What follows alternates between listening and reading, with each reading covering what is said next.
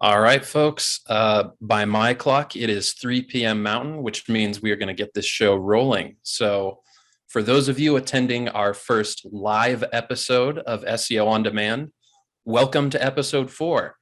The subject of today's live episode is how to connect with your audience through strategic content and link building. So, we are going to really get into the bread and butter of SEO today. We have an incredible panel of SEO experts from across Page One Power. I'm going to throw to them to introduce themselves in just a minute. But before we do that, I just want to remind everyone we're live streaming here on Zoom, but also live streaming on YouTube. So if you want to participate in the chat, we definitely encourage that. Part of the reason we decided to do this episode live was so we could answer your questions and try to help you with whatever it is about SEO that you're working on or that you want help with. There will be a recording of the episode both on our YouTube page and published through our RSS feed. So if you listen on Spotify or whatever, you'll be able to catch us after the fact too. Please do keep an eye out on the chat or check out the program description if you're watching the recording, because we are going to be posting a whole myriad of different downloadables and assets, and even doing some interactive quizzes about some SEO stuff. So please do pay attention and stay engaged, and hopefully we'll be able to answer all your questions. We might answer them live during the show, but we're also going to have a Q&A after we get through our panel discussion. So don't be shy. Definitely chime in if there's something you want us to elaborate on, or you just came prepared with your own questions. So with that said, let's meet the expert panel for episode 4 of SEO On Demand. Danica, why don't you get us started? Hi, I'm Danica Lawrence. I work in our research production team as a team manager, and I oversee our outreach specialists. Great to have you, Danica. Jerry Ann. Hi, I'm Jerry Ann Ireland. I coach our content outreach team on finding sites and sending outreach. Perfect. And Kevin, last but certainly not least.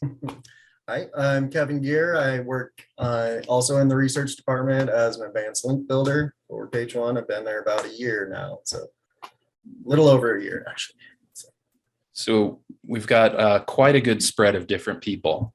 Just in the simplest sense, I would say, and you can correct me if I'm wrong on this, but the difference between the content link building we do and what we call research link building is basically, for research link building, we're asking someone to put a link on an existing page where we feel it belongs. Whereas with content outreach, we're usually seeking out websites who will publish all new pages that will host links to our clients. Is that about the size of it? Correct. You're definitely research links to, a lot of people will consider them links lists as well. So that's a pretty common term. Yeah, and as far as how we use content, like our team seeks to have mostly guest posts published with our client links in them. So those guest posts will be a new page on the blogs that we're getting on. And I think we just threw another poll up for those of you who are watching live, just to see where you're at with your own link building strategy. And we're definitely interested in talking to you or answering your questions, regardless of where you're at in that particular journey. I'm going to let that go for just a few more seconds for anybody who wants to participate in that, and then we'll get going again.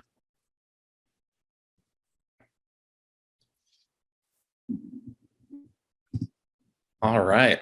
So both of these teams, on the content guest posting side and on the research link building side, you're very much at the mercy of other people, other websites, to try to make a case, get links built, and ultimately benefit the sites that we're working on. And I know a big part of that we talk about internally a lot is, how do we connect with these sites in an authentic way? What does authentic connection mean to you as someone working in link building? For me, I think authentic means, personable and a real human interaction. I think it's really easy, especially through email, to kind of just shoot stuff out, without being too personal. And I think that's my main focus, and several others I'm sure in the department and everything are really trying to get a foot in the door and appear authentic, as a real person, personable, respondable, and everything like that. So a big thing on our end with authenticity is like there's a lot of guest post outreach out there where either the outreach or the content or both is not written specifically for the site or by a person. It's spun by like using technology. And so like we want to show really upfront, like, I am a real person. I looked at your website. I'm pitching you an article that is being written by a real person. Yeah.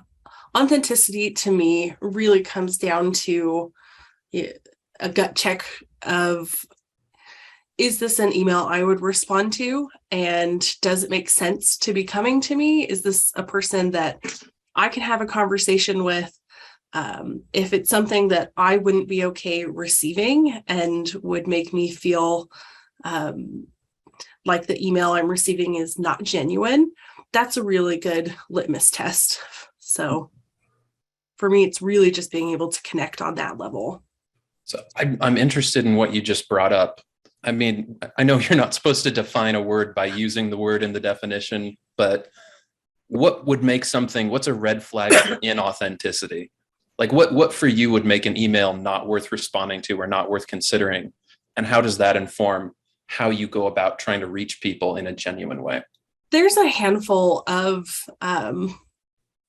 red flags, I guess, that I would consider when people spell my name incorrectly, or when I hear, page one power is, it's page one power. When I get emails that say just page one, that for me is just a sign that someone hasn't looked into myself or our organization.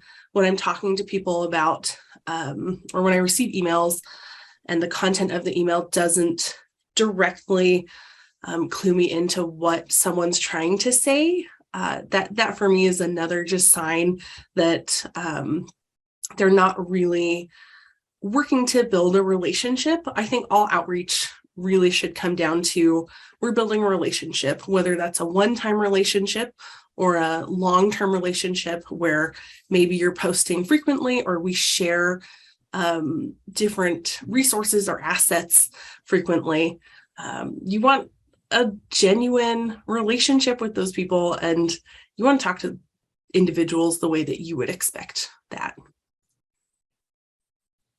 So Jerry Ann previously had brought up the role that the content itself plays, not just the outreach, the initial communication, but also what you're actually presenting, either to write for a site or just asking a site to link to.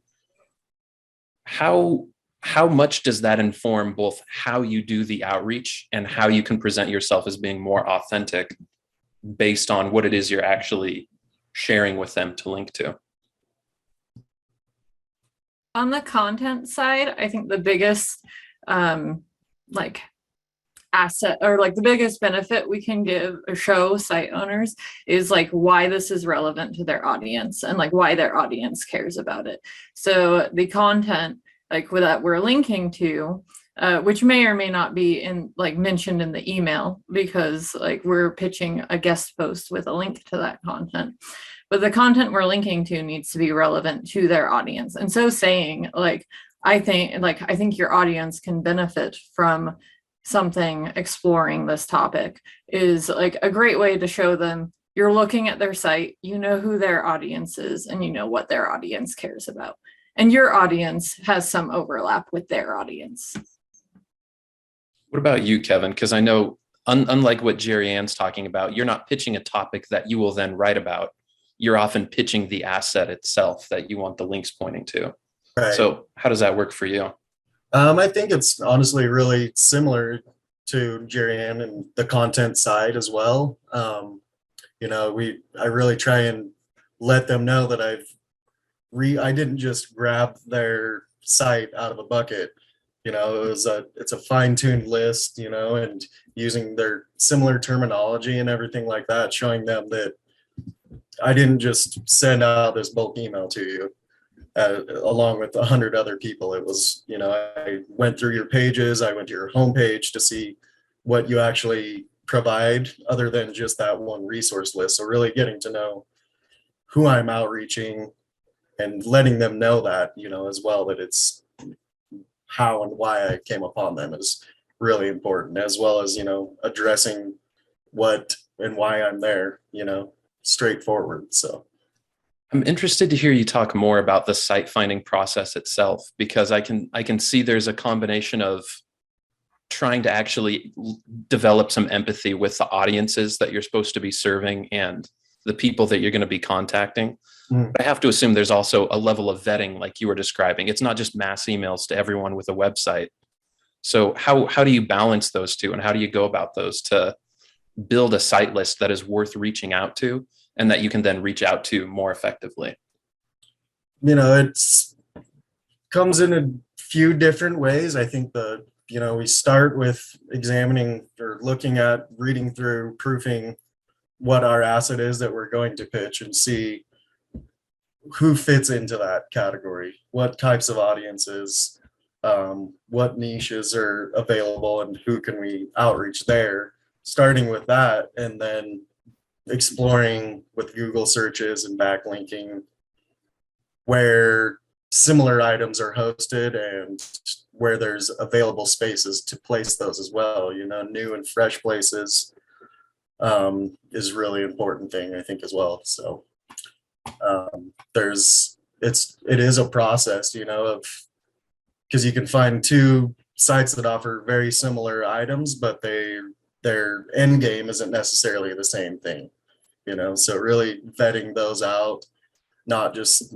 creating a mass bucket, it's a fine-tuned list, as I like to think of it, at least. What does that look like on the guest posting side, though, Jerry Ann? I would say definitely a very useful tool is using the search engines and just seeing what you can already find that's similar to the asset you're working for, or the guest post topic, what's already where that audience is online. And then as far as site finding goes, with the fine-tuned list, our team, we do a lot of oh, here's our first list, here's all the sites we can find that meet, so they meet the overall relevance, and then we'll go back later and check some metrics, double check that they don't say they don't take guest posts, they want what we're offering them and that the audience is a good fit. So we go through the list and whittle things down several times before ever outreaching anyone. I like that you express that part of the qualification process here is, do they actually want to hear from anyone? Because there's a lot of blogs out there that are well managed and they have their writing teams, and they're not really interested in guest writers, and they may or may not be interested in getting any kind of what might look like a solicitous outreach. So what are some clues besides wanting guest posts, because some blogs certainly want that, but what are some other maybe red flags that no, this site they're not going to be responsive, maybe they're not even worth trying to share this asset with? What turns you off from someone that, yeah, you have a website, but I don't want to place a link on your site? There definitely are sites that explicitly say do not email me for guest posts. We do not waste our time with those sites. We believe them when they tell them they don't want to hear from us. And then we also look at what is being linked to on the site already. We think that the link neighborhood you're in is very important. So if a site is linking to other sites that you don't necessarily want to be associated with, we won't outreach those sites. So things that are very explicit, that maybe are fall into online gambling things, if that's on the website, even if it's just a little bit, if it's been published recently, we won't outreach those. So that's a big red flag. And then also just like how easy the contact information is to find. like we will dig for contact information, but like if they don't, like if it's really hard to tell who to outreach, we will like craft our outreach with that in mind. So if it's just a general outreach email, like an info or an admin, we're going to write that email differently than if it were emailing the editor or the owner of the website. Danica, I know you've been in the industry for a while. I'm curious if there's any other kind of smell test red flags that set you off.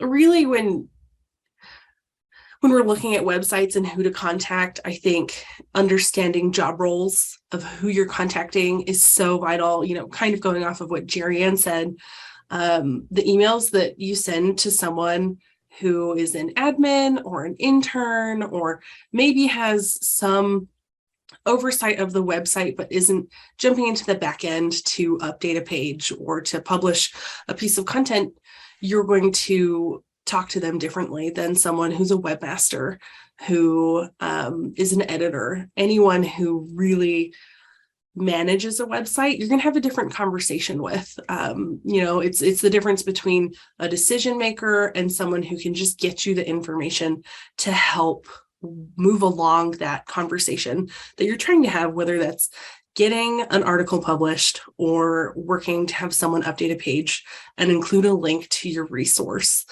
I think for me, another red flag is, especially on links lists or resource pages, is what other links they're including on the page.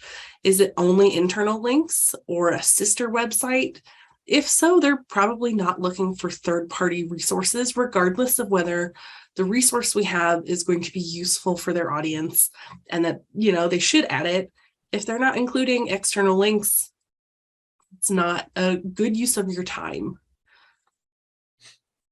So I'm detecting a theme here in the authenticity being really built around empathy and respect for actual humans on the other end of these conversations, managing these websites in different roles, and then by extension, the actual humans that they are trying to serve with their respective websites.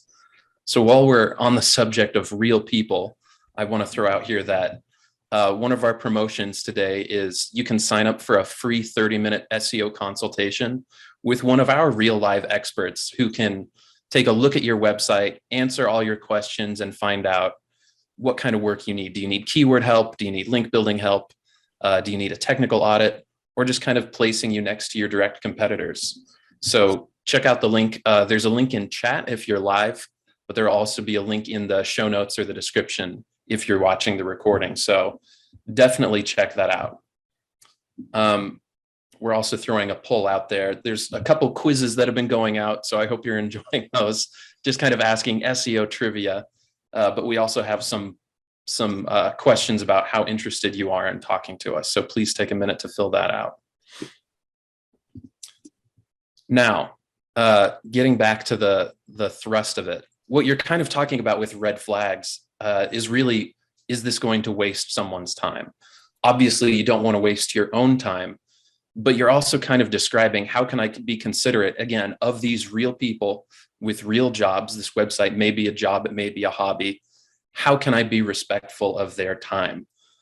How in your messaging do you try to express, hey, I am asking something of you, even if it's to contribute something? How do you make those kinds of link building requests while being mindful of their time and respectful of their attention?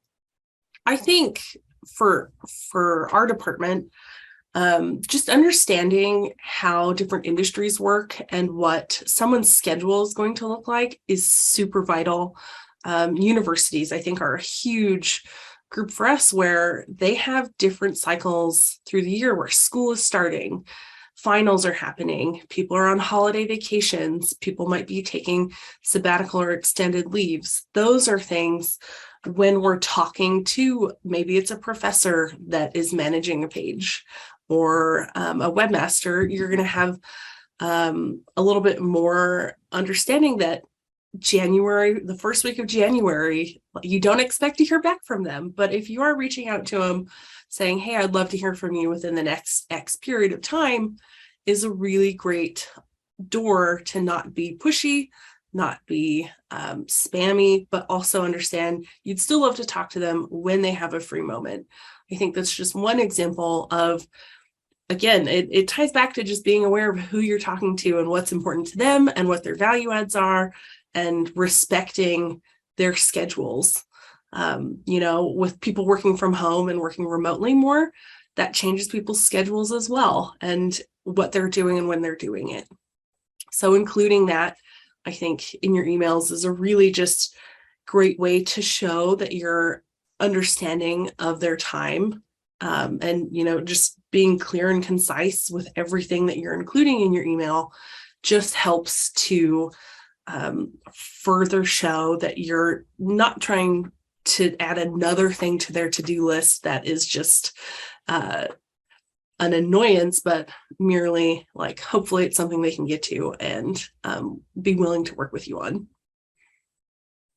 Absolutely. I'm curious, you're talking about value adds. Yeah. And when we're talking about using their time well and bringing something to the party, how do you make sure that the content you're offering is actually a value add, whether it's a topic that you're pitching for blog outreach or a direct link asset? How do you assess, oh, they actually need this, or their readers, their visitors really need the content that I'm sharing? And how do you express that value proposition in your outreach? The best route that I've seen over the years has been really when people look at and understand the purpose of an organization, whether that's from their values page or their about history of a company, you can really get a good grasp and handle on what they think is important, which helps you when you say, okay, X organization finds helping students or children and their safety is of a high priority. Any resource that we have that helps with that, whether it's online safety or in-person physical safety, mental health safety, you have your different degrees of relevancy, and understanding that is how you can help bridge that gap and provide that value add for a website you're reaching out to talk to.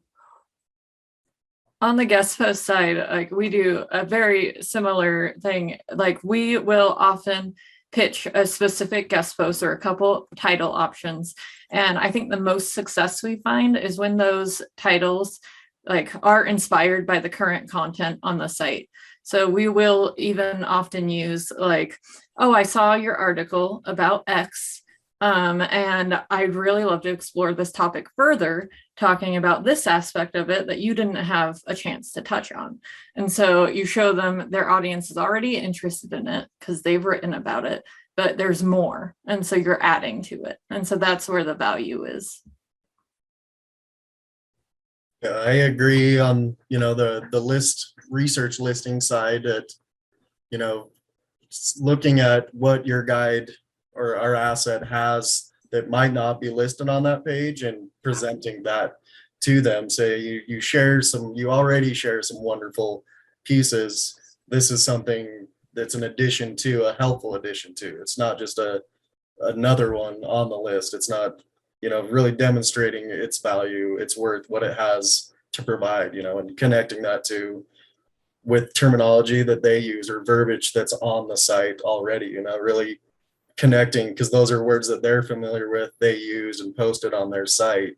So, having that connection is, creates that authenticity that we were talking about. So.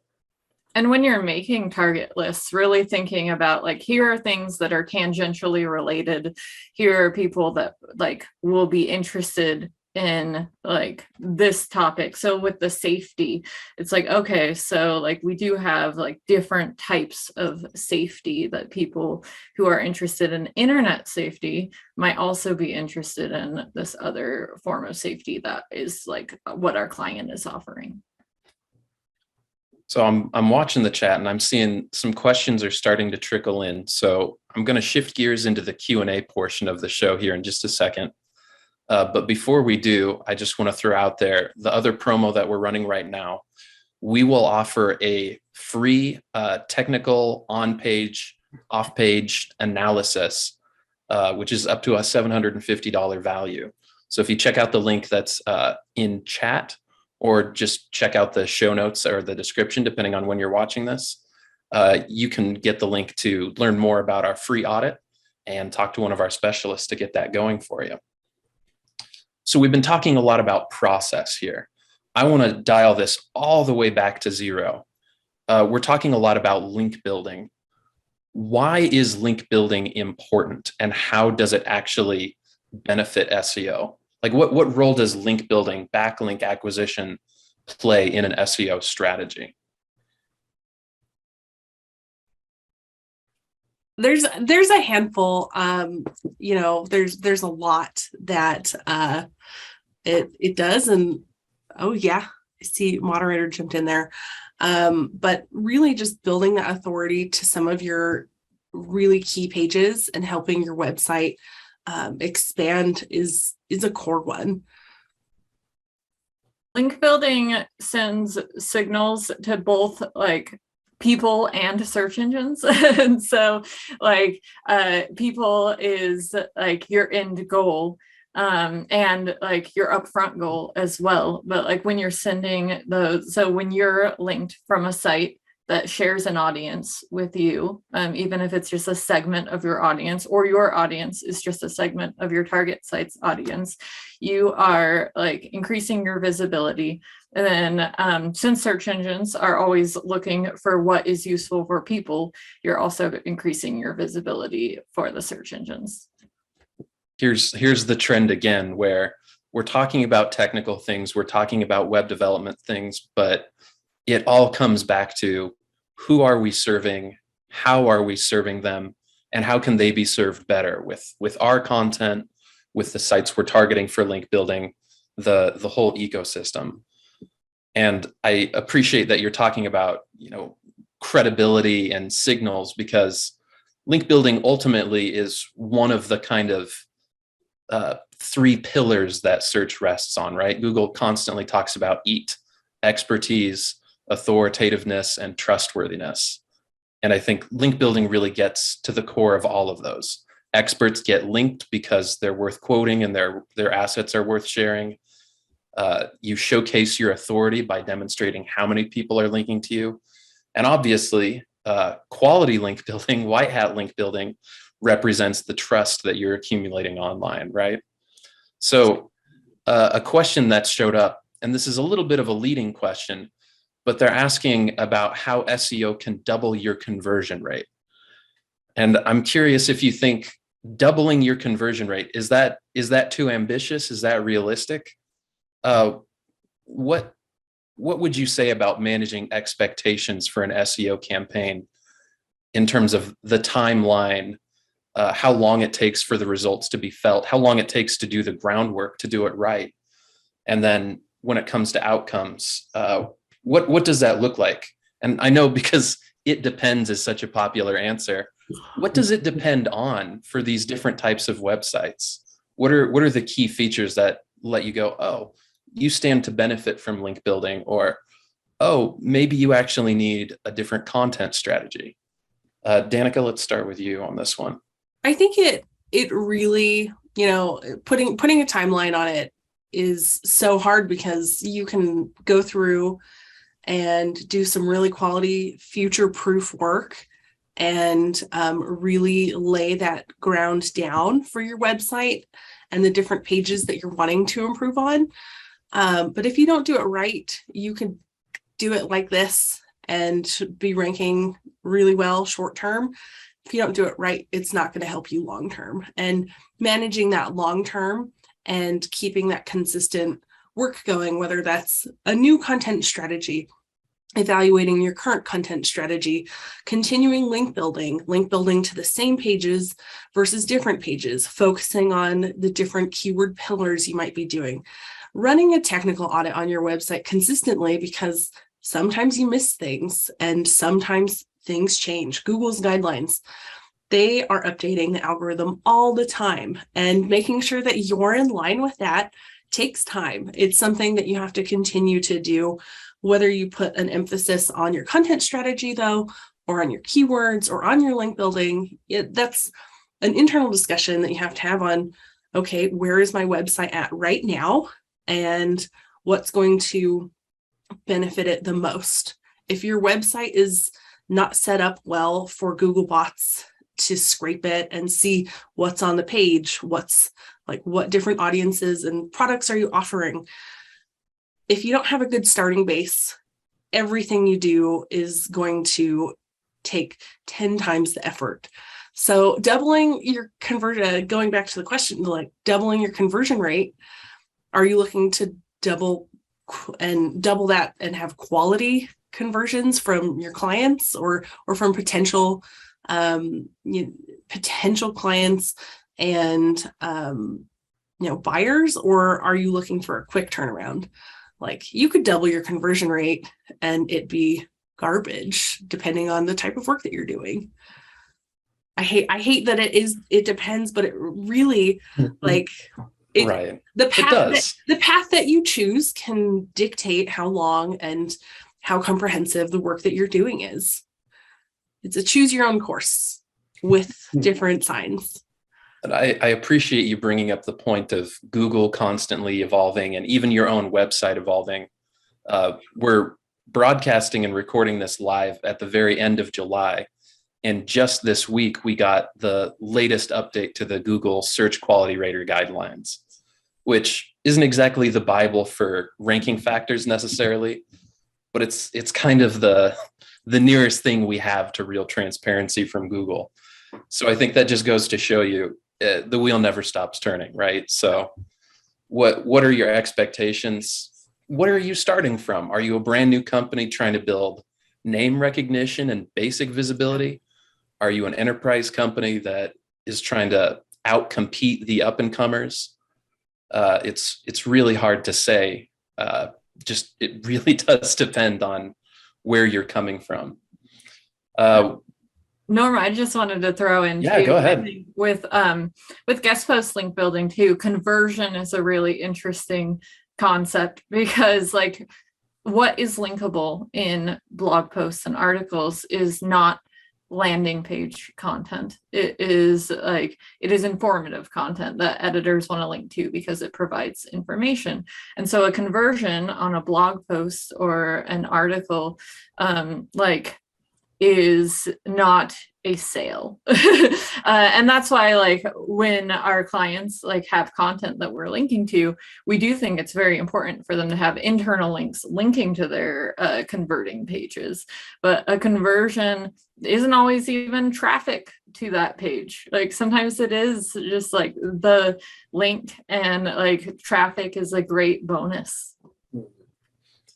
That's a really good point. Conversion really has to be defined to answer that, right? Because to the C-suite or to an owner, conversion is money in our account. But from a link building standpoint, conversion is maybe, yes, I would be happy to publish a link to this, or creating new content that links internally to your valuable pages. So the knock-on effect is beneficial. It supports visibility.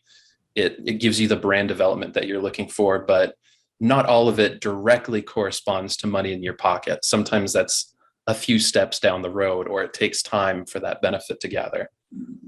Another question that just came in: can I use the content I already have for link building, or do I need to create brand new content?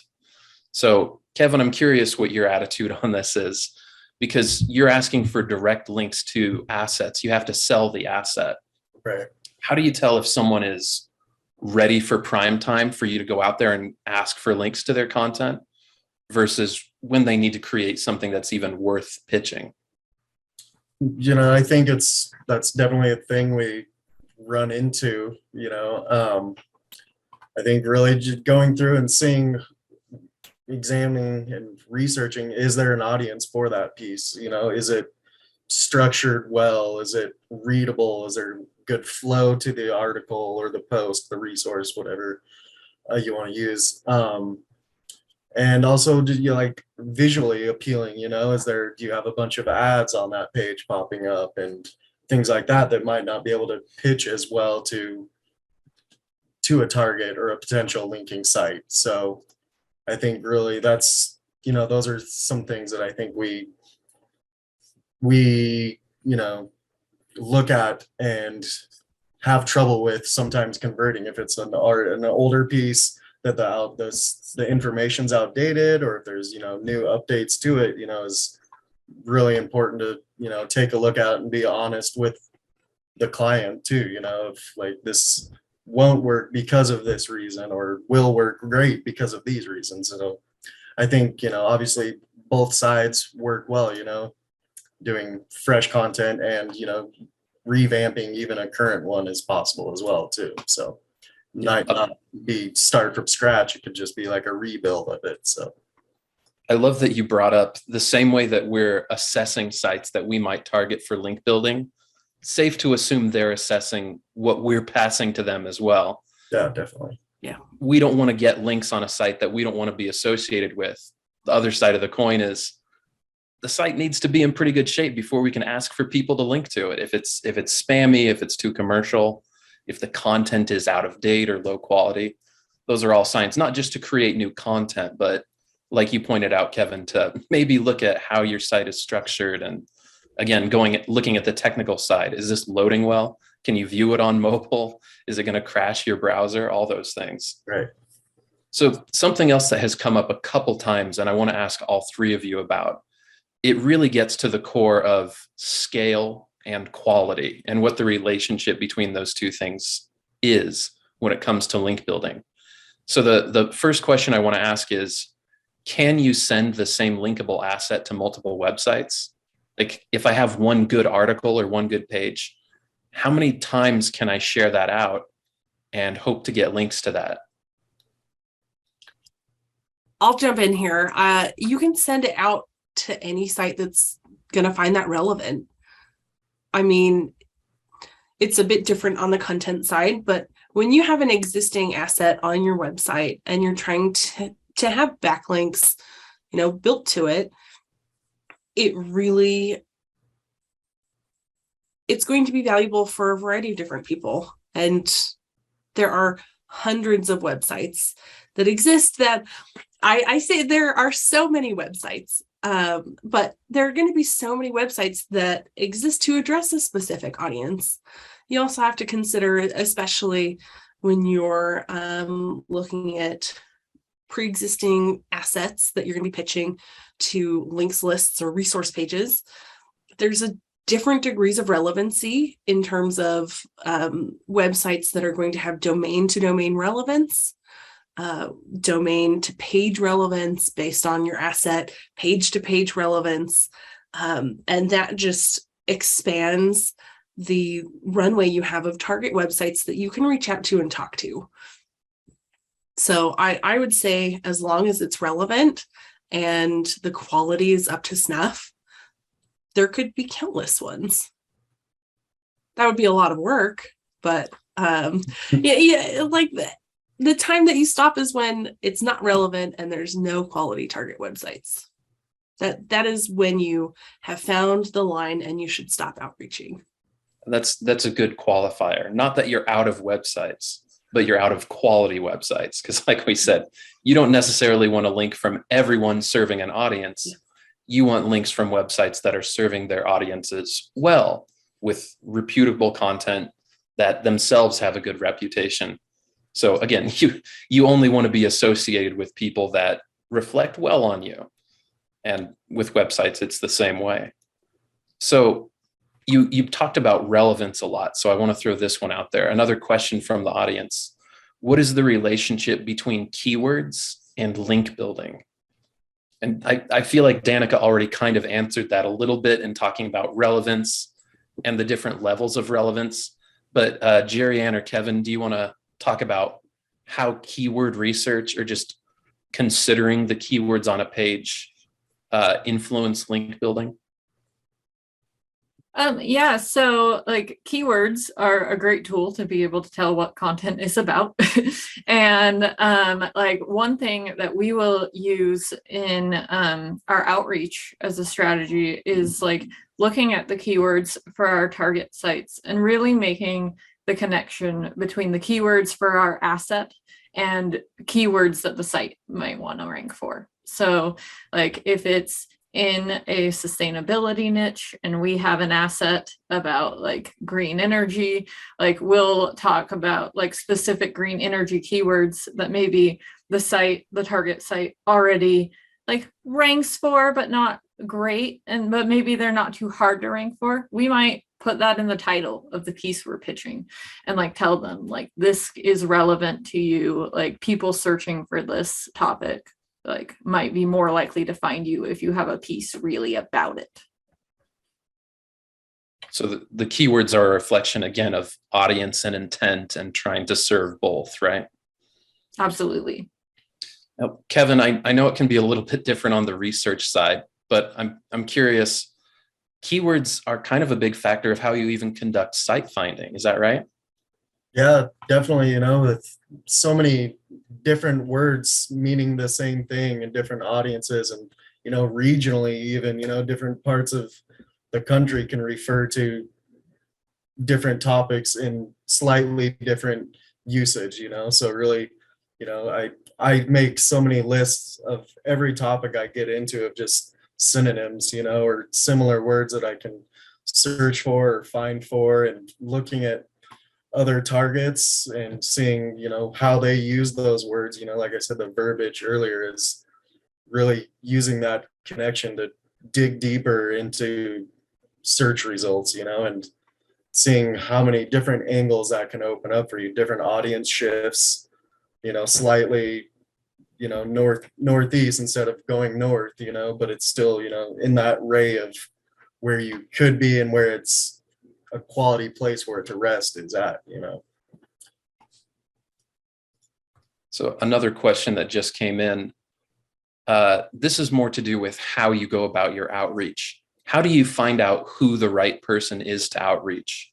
And do you ever use something like a directory or a similar tool to find either owners of guest blogging websites or, other people who would be in a position to help you build links? Jerian, let's start with you on that one, because I think the answers might be different depending on the tactic we're using. Finding contact information, like the greatest tool our team uses is their powers of observation. Using like what information is available on the website. Like even when site owners will hide their information a little bit, a lot of times they will put it there in privacy pages in like in code, like not in like email format, but also then just using like search engines to find contact information. And like there are like contact scraping tools that can be used to see if like an email address is associated with a website. Kevin, what about on the research side? I think I was thinking of that, and I think with content, you might be reaching out to more like an editor, like you were saying, or a webmaster in more particular than the resources, where ours will like take if you're a university department, a health department that you're reaching out to, instead of looking at the broad scale and like, this is the webmaster of this entire Boise State University website, looking at who I'm outreaching to, who's in charge of this topic area, and then going into staff directories and, locating people in that department. And it might, that's not always broken down by this person's in charge of the website, or this person is in charge of link, optimizing or, researching that. But, not being afraid to ask who is in charge of the website is a big thing too. It might not be your first step, you might not be able to just throw in, hey, I want to show you this. It's okay. It's the personable side of saying, hey, who might be in charge of this, or who should I contact? And then, going from there is an option. You know, you don't have to start off with the request right off the bat sometimes, you know, or that's doesn't finalize it if you don't get an answer either. You know, sometimes a director or a manager or coordinator, communications specialist, you know, really learning those different terms and seeing who's all there and making the effort to find out, you know, who is in charge and who's the appropriate contact. So I appreciate that you brought up again time wasting and, you know, listening to the answers that you're getting. And part of that is finding the right person to reach out to in the first place. But I'm curious, and there's some questions to this effect. When is it a definitive no?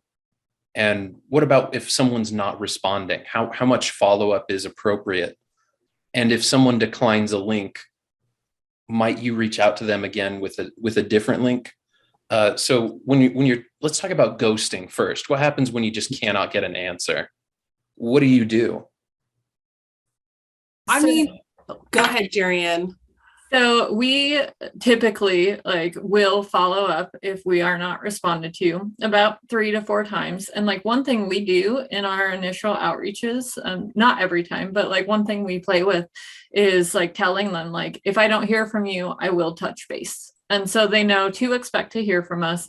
And we also say if you're not interested, let me know. And so we kind of do throw in that I don't want to waste your time. I do encourage the team to avoid negative language don't put out the idea you're wasting their time, but do show them you respect their time. But we do a few follow-ups, and if they say an absolute no, we don't take guest posts, we're not interested, we leave them alone, we don't outreach them again. But if they say oh, we're not taking guest posts now, or something that leaves things more open, then we will respond with oh, I might contact you in the future, or I'd love to work if you're ever interested. And we'll let them know they can contact us if they're interested. And sometimes we might reach out again in another year. So I imagine that's a little different from the research side of things, because a guest post, you're opening a door for maybe ongoing contributions and really trying to start a more enduring relationship in some ways. What does rejection look like on the research side, where it's maybe rejecting an asset as opposed to rejecting a relationship? You get so many variations, and I think tone is huge to really try and understand when you get a response that is a rejection. If someone says no with a period, it's a little bit more, of a statement than someone that says no, thank you. That's if someone says no, thank you, the likelihood that I'm going to reach out and say, I appreciate you telling me, is there anything about our resource that would have changed your mind, is a little bit more acceptable than someone who says unsubscribe. We get that all the time too, where if they say that, they're off the list. You don't want to spam someone. And I think, just really understanding the type of no or the type of rejection you're getting is so vital to just not even building relationships, whether you have a new asset that comes up in the future that you want to send to that website, if the door is still kind of open, or if you're, you don't want to spam someone because they could blast you on social media. That's something, if you're spamming someone, they're not going to appreciate that. And again, for me, a gut check is always, am I okay with how many emails I would be receiving from this? Is two follow-up emails acceptable? I know for a fact I would not want to get 5+ emails from someone. That would be frustrating to see that in my inbox. But I it really understanding the tone and the authenticity of how someone's saying no is super important. So again, empathy and human connection, right? Yep. These are real people. They're not just websites. They're not just link opportunities. They're people with feelings and priorities and time to manage. If we're respectful of that, we'll have a better relationship and a better outcome. And even if it is an initial no, like you said, depending on the tone, maybe with the right ask, the right asset, we can change that relationship. Yep. So in the interest of everyone's time, normally these episodes are 30 minutes or less. That's kind of what we're trying to do with SEO on demand. But we had just some really good questions coming in. I tried to get to as many as I could, but since we're creeping up on 50 minutes now, I think we're going to have to call it for this time. But I hope anyone who didn't make it or didn't get their questions answered will consider showing up the next time we do this. I think the SEO on demand format is going to happen maybe every 4th episode. So definitely continue to follow us on our RSS, subscribe to our YouTube channel or to Spotify so that you can get both our pre-recorded episodes and news about upcoming live episodes. Speaking of upcoming episodes, SEO on Demand episode 5 is going to be coming out on August 11th, where P1P experts Katie and Natalie are going to be talking about targeting 0 search volume keywords, strategies, best practices, and insights. And I, for one, will be listening to that because I'm always interested to hear how people approach search volume with respect to keywords. So that'll definitely be a good one. With that, thank you again, Danica, Kevin, Jerry Ann, our expert panel. It's been wonderful chatting with you. I hope you enjoyed yourselves. I hope our listeners, our viewers, live or after the fact into the future, all got something out of this episode. Thank you for being a part of it. Thanks and for having us. yeah, it's been a treat. Take care. Try to stay cool out there, and we'll look forward to talking to you again. Thanks.